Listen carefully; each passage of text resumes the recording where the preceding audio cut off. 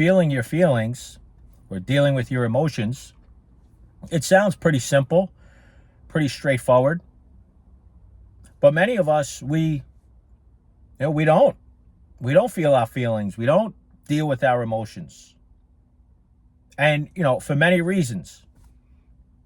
But, trying to avoid what we're feeling is one way to, try to keep ourselves safe, or thinking that we don't want to become too overwhelmed with our emotions. So maybe if we just avoid it, let time pass, then I'll be okay. We might feel uncomfortable with those certain emotions. Maybe we don't like those parts of ourselves that is angry. Maybe we don't like a part of ourselves that is upset or sad. And that's a big deal. If we don't like a part of ourselves, if we don't like the fact that we have a feeling such as anger or sadness, that's something that needs to be discussed and talked about and explored. What led you to not liking that part of yourself? It's a healthy way to function in life. But for some reason or other, you have come up with the thought that I don't like that part of me. And so maybe you distract yourself, or you come up with other ways to not deal with that feeling. And the problem is our feelings, our emotions. I'm not saying that we want them to take over us, but just to act like they're not there is going to eventually create more problems within yourself, and it's going to play out with your relationships with others, especially within your family. It can look many different ways. If we're not dealing with anger or sadness, we could become more irritable with our loved ones, more on edge. They have to walk on eggshells. Maybe they're worried about our reaction if we're becoming overly aggressive when they're trying to communicate with us. And so, it's always important to find someone that you're comfortable with, that you trust, that you can talk to about what it is you're going through. I mean, even other people in your life, loved ones even, if they haven't been practicing feeling their feelings or dealing with their emotions, they might have a hard time supporting you. Let's say if you're somebody and you have a lot of anger. Let's say you've gone through something pretty traumatic or unexpected, and you're dealing with a sense of loss, and there's deep pain behind that loss, and you are angry about it, but your loved one, somehow, some way, your anger is triggering them.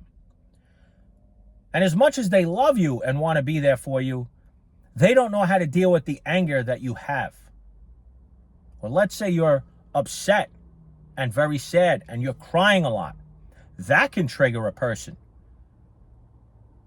And while they love you, while they're close to you, they don't know how to deal with you being that upset and crying. And so again, it's important to find someone that you can talk to and be your true self with, vulnerable. Let the anger out, let the sadness out, cry if you need to, get angry, rageful if you need to.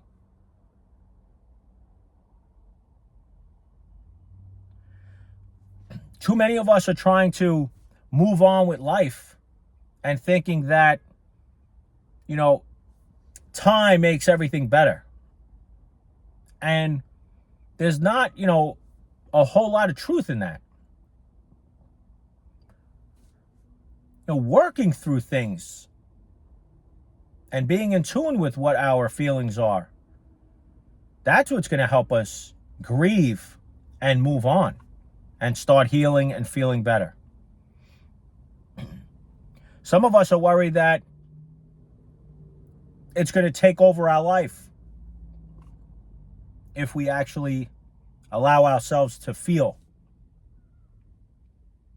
And there's some fear behind going into and owning and expressing our anger or our hurt or our pain. Or we might be